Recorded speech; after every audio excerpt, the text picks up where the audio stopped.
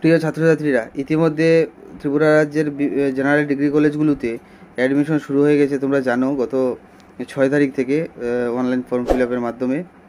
তো অনেকগুলো কোয়েরিজ, অনেকগুলো কোয়েশন স্টুডেন্টের তরফ থেকে আসছে, সেগুলো আমরা সর্ট আউট করার চেষ্টা করছি। আমি কিছু বিশেষ বিষয় উল্লেখ করার জন্যই এই ভিডিওটা তৈরি করছি।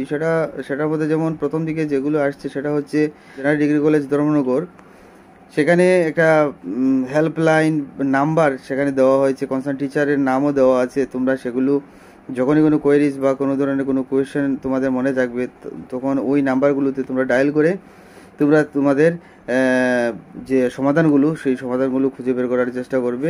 তোমরা সেখান থেকে সমাধান পেয়ে যাবে। আর আমি তো আছি অ্যাডমিশন কোঅর্ডিনেটর হিসাবে, তো সেখানে আমিও চেষ্টা করব তোমাদের প্রবলেমগুলো সলভ করার জন্য, যেটা আমি করছিও।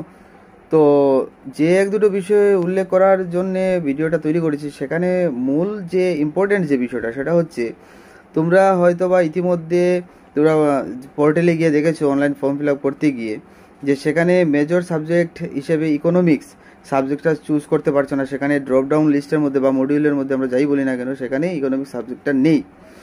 তো সেই ক্ষেত্রে আমাদের যে ধর্মনগর কলেজ, আমরা যেটা সিদ্ধান্ত নিয়েছি আমাদের অ্যাডমিশন কমিটি মিলে, সেখানে বলা হয়েছে যে অনলি ফর ইকোনমিক্স মেজর, যেখানে বলা হয়েছে যে সেটা স্টুডেন্টরা যারা দোজ হু আর ইন্টারেস্টেড, যারা ইকোনমিক্স নিয়ে পড়াশোনা করতে ইচ্ছুক, ইকোনমিক্স মেজর নিয়ে পড়াশোনা করতে ইচ্ছুক, তোমরা কলেজে এসে কলেজের যে একাডেমিক সেকশন আছে সেখান থেকে তোমরা অফলাইনে ফর্মের হার্ড কপি তোমরা সেখান থেকে কালেক্ট করবে, এবং সেখানেই 11 তারিখের মধ্যে সেখানেই তোমরা সব নেসেসারি ডকুমেন্টস সবগুলো নিয়ে তোমরা সেখানে জমা দেবে।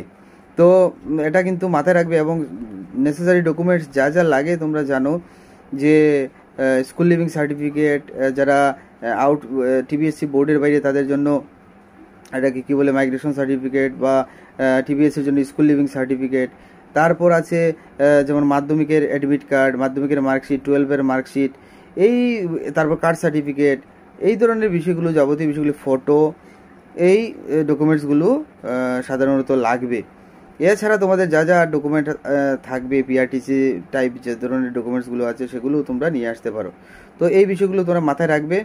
এবং যে কথাটা আমি বলতে চাইছি সেটা হচ্ছে যে যদি এই ফর্ম ফিল আপ করতে গিয়ে কোনো ধরনের কোনো কোয়েশন এরাইজ হয়, তাহলেও তোমরা সেটা আমাদেরকে জিজ্ঞেস করতে পারো, এবং যে এই চ্যানেলের মাধ্যমে তোমরা সেখানে কোয়েশন করতে পারো, কোনো অসুবিধা হবে না।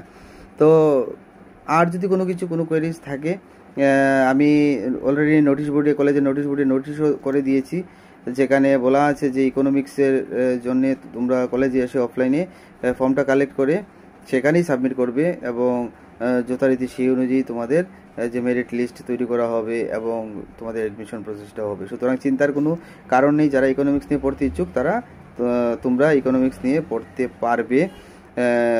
এখানে কন্ডিশন হচ্ছে যে সিট লিমিটেশনের ব্যাপার আছে, এবং সেটা মেরিট অনুযায়ী হবে। সবাইকে ধন্যবাদ।